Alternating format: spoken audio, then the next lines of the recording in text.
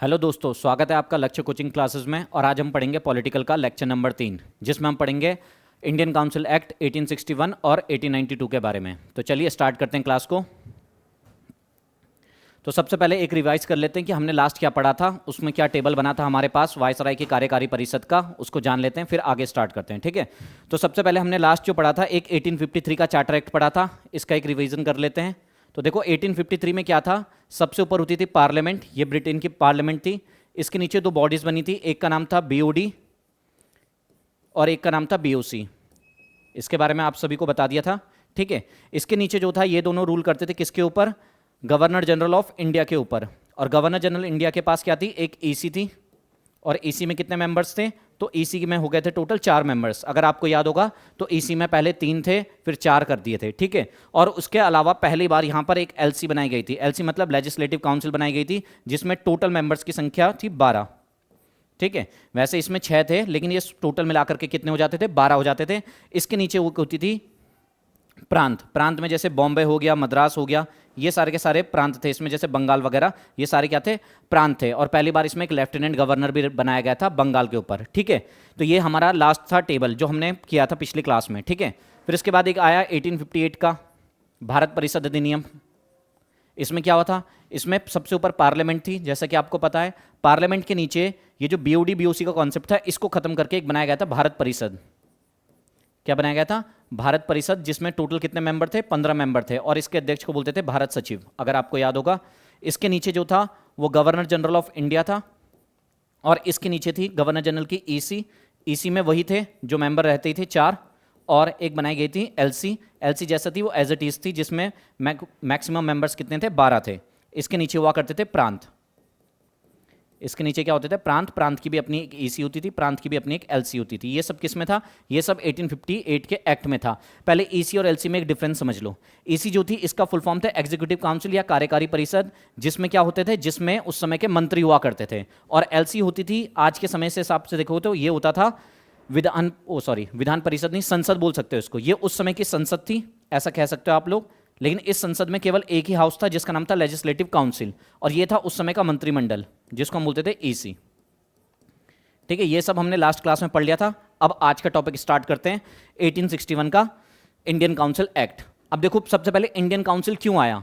Indian council इसलिए आया क्योंकि आप सभी को पता है 1858 के एक्ट के बाद क्या हुआ था, कंपनी के शासन को खत्म कर दिया था। तो कंपनी का शासन खत्म हो गया तो कंपनी को आज्ञा दी जाती थी, जिस आज्ञा को हम बोलते थे चार्टर एक्ट। तो चार्टर एक्ट का कॉन्सेप्ट ही खत्म हो गया। अब भारत के लिए बनाया गया है भारत परिषद। अब ये भारत परिषद भारत में नियम बना रहा है। तो जब भारत परिषद भारत में नियम बना रहा है तो उसी को कहते हैं भारत परिषद अधिनियम। ठीक है, अब स्टार्ट करते हैं क्लास को।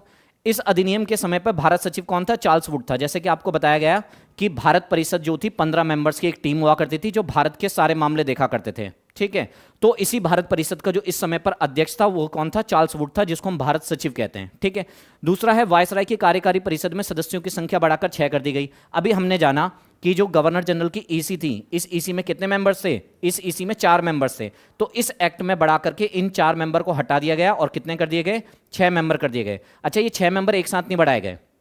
1861 का एक्ट आया, इस एक्ट में प्रावधान किया गया कि ईसी में सदस्य की संख्या 6 कर देंगे, लेकिन 6 एक साथ नहीं करे, वो जरूरत के हिसाब से करे। जैसे 18 जो ये 5वां मेंबर था, 4 मेंबर तो ऑलरेडी थे ही, तो ये जो 5वें नंबर का मेंबर था, ये 5वां मेंबर कब आया, ये आया 1861 में।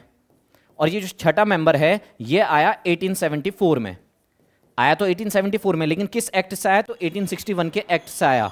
आपको समझ में आ रहा होगा कि ईसी में सदस्य की संख्या बढ़ाकर कितनी कर दी गई है, 6 करी गई है। लेकिन सभी एक साथ नहीं बढ़ाए गए, पहले एक बढ़ाया गया 1861 में और फिर 6ठा सदस्य बढ़ाया गया 1874 में। एक और बात, पहली बार भारत में क्या किया गया है, इस एक्ट में विभागीय प्रणाली की शुरुआत की गई है। कौन सी विभागीय प्रणाली, जिसको हम पोर्टफोलियो भी बोलते हैं। इसका मतलब यह है, अभी आपको बताया था ईसी में कौन रहते थे, ईसी में मंत्री रहते थे, लेकिन मंत्री को डिपार्टमेंट भी तो देना पड़ेगा। जैसे आज के समय आप देखते हैं कि मंत्रिमंडल में हमारे पास मंत्री हैं, कि ये खेल मंत्री, ये रक्षा मंत्री, ये विदेश मंत्री, ये गृह मंत्री है। इन सबको क्या बोलते हैं, ये जो इनका डिपार्टमेंट है ना, इनको बोलते हैं पोर्टफोलियो या फिर विभाग। कि मंत्रियों को विभाग का आवंटन किया गया है। तो पहली बार भारत में जो मंत्रियों को विभाग दिया गया इसी एक्ट में दिया गया, 1861 के एक्ट में। और जो 1874 में ये 6ठा मेंबर आया ना, ये भारत में क्या था, पीडब्ल्यूडी मिनिस्टर था, लोक निर्माण विभाग का मंत्री था ये। ठीक है, उम्मीद है आपको समझ में आ गया होगा ये वाला पॉइंट भी, कि इस अधिनियम के समय सचिव कौन था? चार्ल्स वुड था। भारत परिषद में सदस्यों की संख्या बढ़ाकर 6 कर दी गई है। और जो छठा सदस्य है ये कब आया? 1874 में आया, जबकि जो पांचवा सदस्य है 1861 में आया। पहली बार भारत में विभागीय प्रणाली की शुरुआत हुई, ये भी आपको बता दिया। विभागीय प्रणाली का मतलब है इनको विभाग आवंटित किए गए, पोर्टफोलियो दिए गए, ठीक है। अब अगला है कि विधान परिषद न्यूनतम 6 और अधिकतम सदस्यों की संख्या 12 निर्धारित की कर दी गई। इसका क्या मतलब है? देखो, इसका मतलब यह है कि जो एलसी थी, अभी आपने जाना एलसी में सदस्य टोटल कितने थे? 12 थे। तो इस वाले एक्ट में कहा गया कि एलसी में मिनिमम 6 और मैक्सिमम 12 मेंबर्स हो सकते हैं। और ये सभी मेंबर जो है ना, ये वायसराय के द्वारा मनोनीत किए जाएंगे। इनका कोई चुनाव नहीं हो रहा है, इनका कोई चुनाव नहीं हो रहा है। एक बार समझ लीजिए। देखो, इस एक्ट में क्या हुआ है, ये 1861 का एक्ट है। इस एक्ट में सबसे ऊपर वही है पार्लियामेंट, पार्लियामेंट के नीचे भारत परिषद है, भारत परिषद। भारत परिषद में टोटल कितने मेंबर हैं? 15। और इस समय भारत सचिव कौन है? Charles Wood. भारत परिषद के नीचे जो काम कर रहा है उसका नाम है वायसराय।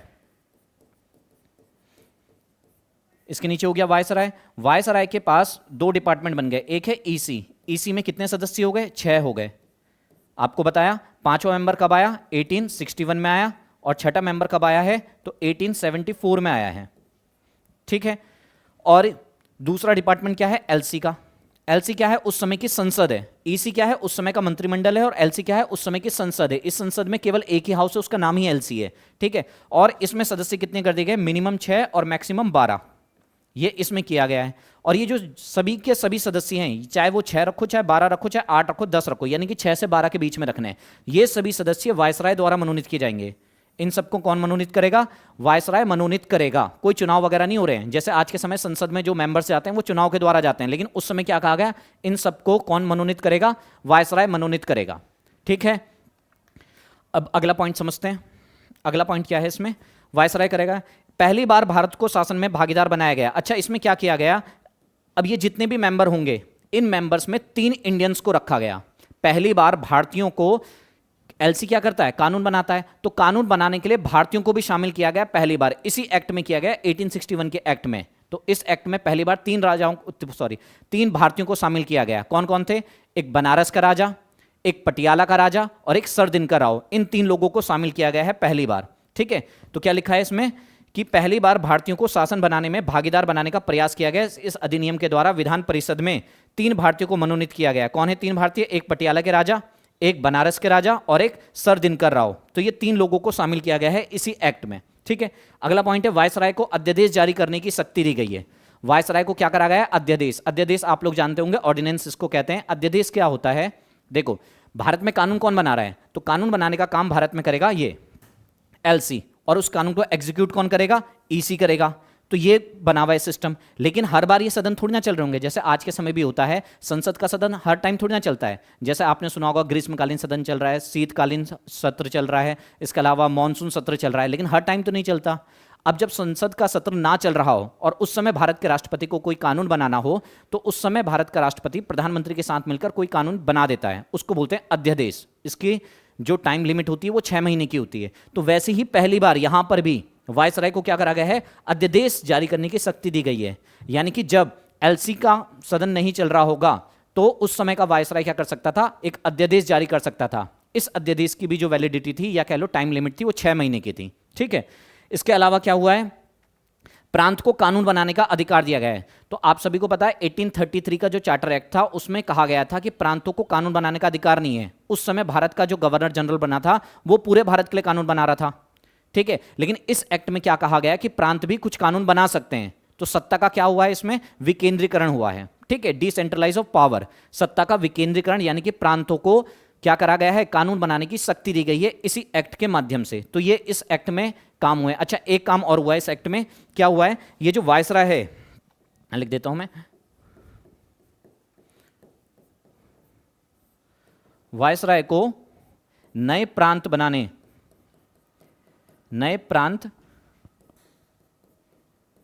बनाने तथा गवर्नर नियुक्त करने का भी अधिकार दिया गया।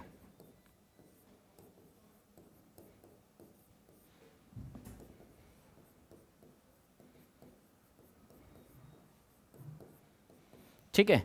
तो इस एक्ट के माध्यम से एक कार्य और हुआ है कि वायसराय को एडिशनल पावर दी गई है। क्या दी गई है? प्रांत बनाने की। जैसे आप सभी जान रहे हैं कि एक प्रांत हमारे पास बंबई था, एक मद्रास था, इसके अलावा और भी तो प्रांत बनाए जाएंगे, जैसे सिंध हो गया या उत्तर पश्चिमी प्रांत वगैरह हो गया, या पंजाब हो गया, सिंध हो गया। ये प्रांत कब बने हैं? तो इसी एक्ट के माध्यम से वायसराय को ये पावर दी गई है कि वायसराय और भी प्रांत, प्रांत का मतलब उस समय के स्टेट से, जैसे आज हम बोलते हैं ना राज्य, तो उस समय राज्य ना बोल करके हम क्या बोला करते थे? प्रांत बोला करते थे। तो ये था 1861 का चार्टर, वो भारत शासन अधिनियम। उम्मीद है आपको समझ में आया होगा। ठीक है, एक रिवाइज कर लेते हैं इसमें क्या क्या था। तो इस अधिनियम के समय क्या था? भारत सचिव चार्ल्स वुड था। वायसराय की कार्यकारी परिषद में सदस्यों की संख्या बढ़ाकर 6 कर दी गई है। ध्यान रखिए, कार्यकारी परिषद, एग्जीक्यूटिव काउंसिल की बात हो रही है। ठीक है, पांचों सदस्य 1861, छठा सदस्य 1874 में जोड़ा गया। और जो छठा सदस्य था ये कौन था? ये भारत का पीडब्ल्यूडी मिनिस्टर था उस समय का। ठीक है, विधान परिषद में न्यूनतम 6 और अधिकतम 12 सदस्य कर दिए गए थे। विधान परिषद यानी कि लेजिस्लेटिव काउंसिल, और इसके सदस्य जो थे ये मनोनीत किए जाते थे वायसराय के द्वारा।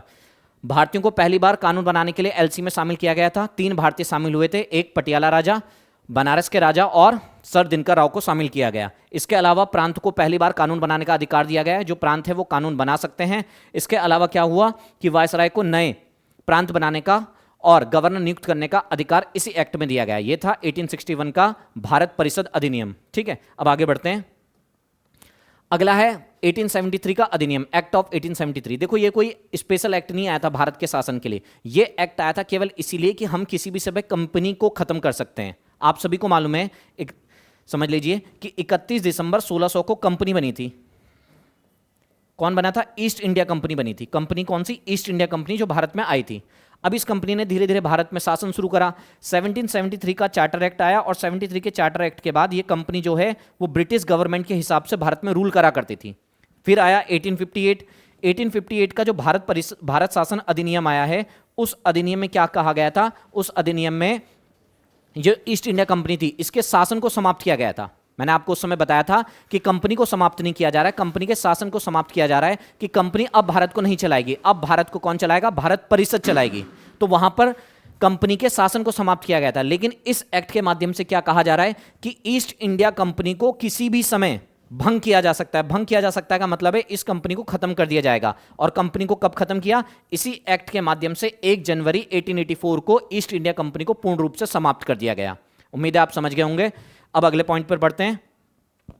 अब है भारत परिषद अधिनियम 1892। ये आज का लास्ट एक्ट है 1892 का। ठीक है, इसमें क्या करा गया? विधान परिषद के सदस्यों की संख्या न्यूनतम 10 और अधिकतम 16 कर दी गई। अच्छा, क्या है ये कॉन्सेप्ट? समझो, वही है, सबसे ऊपर पार्लियामेंट, इस पार्लियामेंट के नीचे कौन होगा? भारत परिषद। इसको हम शॉर्ट में इंडियन काउंसिल बोल सकते हैं, जिसमें कितने मेंबर हैं? 15। अध्यक्ष कौन होता है? भारत सचिव, इंडियन सेक्रेटरी। इसके अलावा इसके नीचे होता है वायसराय। वायसराय की एक होती है ईसी। ईसी क्या है? ईसी उसके मिनिस्टर है। ईसी में टोटल कितने मेंबर हैं? तो 6 मेंबर हैं, और ये सारे के सारे कौन है? ये सब भी मिनिस्टर हैं। दूसरी होती है एलसी। एलसी क्या है? उस समय की पार्लियामेंट है। और अभी लास्ट एक्ट में आपने पढ़ा था 1861 के एक्ट में, यहां सदस्यों की संख्या न्यूनतम 6 और अधिकतम 12 की गई। अब क्या कहा गया? न्यूनतम 10 और अधिकतम 16 है। न्यूनतम कितने हैं? 10 हैं और अधिकतम 16 है।